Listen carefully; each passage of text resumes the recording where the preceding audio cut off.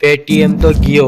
आखिरकार भाई साहब पेटीएम और आरबीआई के बीच में चल क्या रहा है। और आरबीआई ने पेटीएम के खिलाफ ऐसी गाइडलाइंस जारी की है जिससे पेटीएम का निकलना मुश्किल ही नहीं नामुमकिन लग रहा है। कैट यानी confederation of all India traders ने सभी व्यापारियों और दुकानदारों भाइयों को कह दिया, भैया अपने अपने साउंड बॉक्स और क्यूआर कोड को हटा लो, ना जाने आगे क्या हो। पेटीएम जब से चालू हुआ है तब से 2 बार पेनल्टी लग चुकी है, 2 बार बैन हो चुका है। और मुझे तो लगता है पेटीएम की किस्मत ही खराब है। और अब पूरी कहानी में नया ही मोड़ आ गया है कि पेटीएम एक्सिस बैंक के साथ कोलैबोरेशन करने वाला है। तो अब हम इस वीडियो में देखेंगे कि पेटीएम कब कब बैन हुआ और आखिर पेटीएम को क्यों बैन किया और आखिर और पेटीएम पर कितनी पेनल्टी लगी और वो कौन कौन सी गलती है जो पेटीएम ने की है और आखिरकार की पेटीएम अब क्या करेगा। तो इन सभी सवालों का जवाब देगा रे तुम्हारा भवानी शंकर। तो जनता करते हैं वीडियो की शुरुआत बिना किसी देरी के।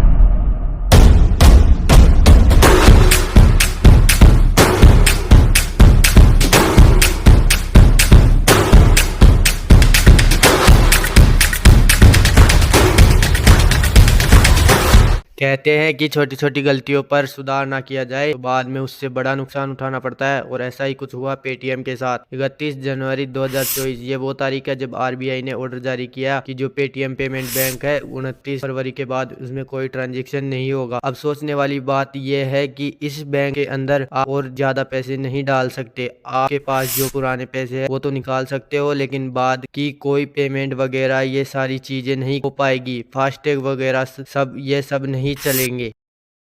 और ये जो सारा एक्शन हुआ है पेटीएम पेमेंट बैंक के ऊपर हुआ है, ना कि पेटीएम के वॉलेट पर। पेटीएम एक मोबाइल पेमेंट प्लेटफॉर्म है जहां पे आप अपने मोबाइल को खोलकर पेटीएम ऐप को डाउनलोड किया और उसके वॉलेट से अपने पर्सनल अकाउंट को लिंक किया और उसकी मदद से आप अपने पैसे उसमें ऐड कर सकते हो और अपने हिसाब से ट्रांजैक्शन कर सकते हो। यह सब तो चल ही रहा था। पेटीएम ने अप्लाई किया कि भाई साहब मुझे चाहिए पेमेंट बैंक का लाइसेंस। 2015 में इनको लाइसेंस मिल गया। 2017 में इन्होंने पेमेंट बैंक पर काम करना चालू कर दिया। 2017 के बाद आता है 2018। पेमेंट बैंक को 1 साल ही हुआ था कि आरबीआई ने इनको बैन कर दिया।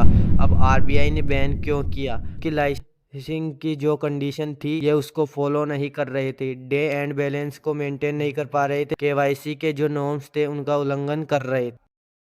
फिर पेटीएम आरबीआई से दरख्वास्त करता है कि हमें माफ़ कर दो। शुरुआत थी इसलिए आरबीआई ने पेटीएम से अपना बैन हटा लिया। अब बात आती है कि पेटीएम पेमेंट बैंक की सबसे बड़ी गलती क्या थी। पेटीएम बैंक है तो भाई साहब खाते भी खोलने पड़ेंगे, केवाईसी भी करनी पड़ेगी, लेकिन जिसके पास वॉलेट है उसके पास तो ऑलरेडी बैंक अकाउंट है, तो वो बैंक अकाउंट क्यों खोलेगा। लेकिन फिर पेटीएम ने एक स्कीम लगाई और वो ही पेटीएम की सबसे बड़ी गलती थी। आरबीआई ने उस समय पेटीएम से बोल रखा था कि भाई साहब जितने भी वॉलेट है उनकी केवाईसी करवाओ। अब पेटीएम इसी का फायदा उठा लिया कि भाई केवाईसी करवाओ। आरबीआई कह रहा है अगर केवाईसी नहीं करवाओगे तो वॉलेट बंद हो जाएगा। लेकिन लोग केवाईसी करवाने गए तो उस फॉर्म में क्या लिखा था कि हाँ मैं केवाईसी तो करवा रहा हूँ, साथ में पेमेंट बैंक में अपना अकाउंट भी खुलवा रहा हूँ या रही हूँ।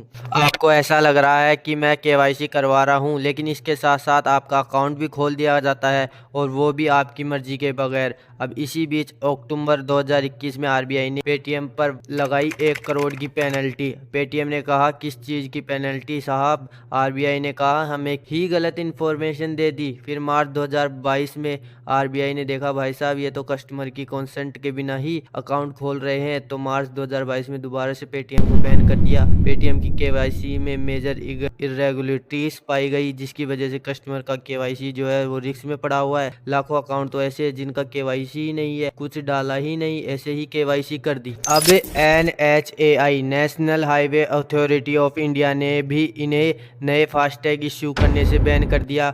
मिलाकर पेटीएम की प्रॉब्लम मैं आपको बताऊं, कस्टमर के खाते में बिना उनकी जानकारी के खोल दिए, लाखों अकाउंट की केवाईसी नहीं की, बेनिफिशियरी का पता ही नहीं है, अकाउंट की लिमिट का ध्यान नहीं रखते हैं, साइबर सिक्योरिटी इनसे संभाली नहीं जाती। अब बात करते हैं कि पेटीएम ने एक्सिस बैंक के साथ क्या पार्टनरशिप किया। आरबीआई का नोटिफिकेशन जारी हुआ 16 फरवरी 2024 को कि 29 फरवरी 2024 जो लास्ट डेट थी पेटीएम के सारे ऑपरेशन के लिए, अब उसको बढ़ाकर 15 मार्च कर दिया गया है। इस दिन पेटीएम ने एक्सिस बैंक के साथ अपना नोडल अकाउंट सेट कर लिया।